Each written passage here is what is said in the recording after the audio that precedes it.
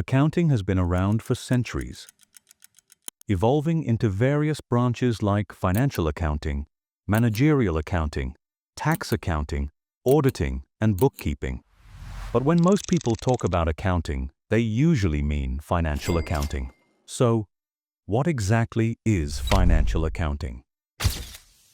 Financial accounting is the process of identifying, recording, summarizing, and analyzing a company's financial transactions and reporting them in financial statements.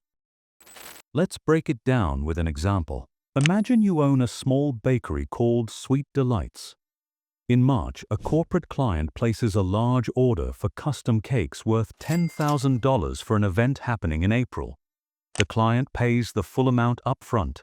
The first step in financial accounting is identifying this transaction. You received $10,000 in advance for cakes that will be delivered in April. Next, you record it using a journal entry. A journal is a detailed record of a financial transaction, and in this case, the accounts affected are cash, which increases, and unearned revenue, a liability.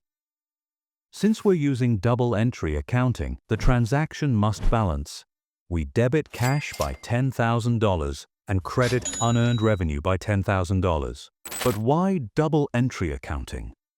This system is based on the fundamental accounting equation: assets equals liabilities plus equity. Assets are what your business owns, such as cash or inventory. Liabilities represent what your business owes, like loans or supplier payments. Equity is the owner's claim on the business after liabilities are settled. This equation must always stay balanced.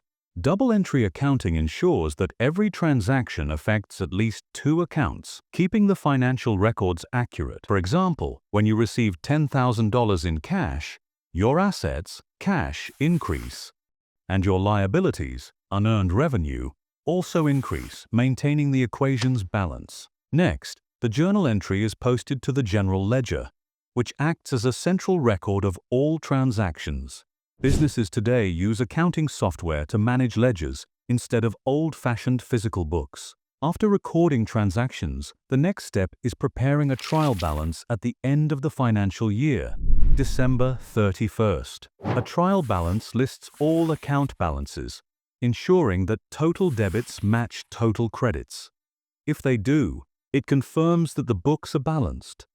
But errors like missing transactions or incorrect accounts may still exist.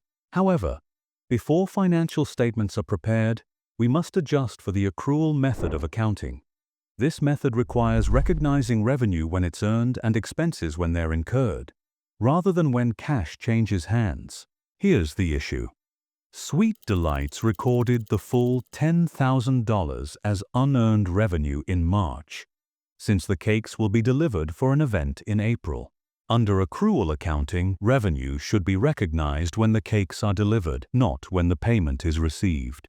Since the service, baking and delivering the cakes, happens in April, we need an adjusting entry to shift the $10,000 from unearned revenue to actual revenue once the cakes are delivered.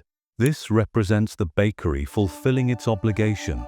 With this adjustment, we can now generate financial statements, which summarize the company's financial performance and position. The three key financial statements are: 1. Balance sheet, a snapshot of assets, liabilities, and equity at a specific point in time. 2. Income statement, a summary of revenue and expenses over a period, showing profitability. 3. Cash flow statement, tracks cash inflows and outflows to show liquidity. These reports help investors, lenders, and business owners make informed financial decisions. If Sweet Delights were publicly traded, investors would analyze these statements to decide whether to buy or sell shares. Finally, we perform closing entries to reset temporary accounts, like revenue and expenses, for the next accounting cycle. Revenue and expenses are closed to an account called retained earnings, representing the company's accumulated profit. This entire process, from identifying transactions to preparing financial statements and closing the books, is known as the accounting cycle. It ensures businesses keep accurate financial records and comply with reporting standards. And that's the foundation of financial accounting. If you found this useful, keep learning and exploring more accounting topics to build your financial literacy.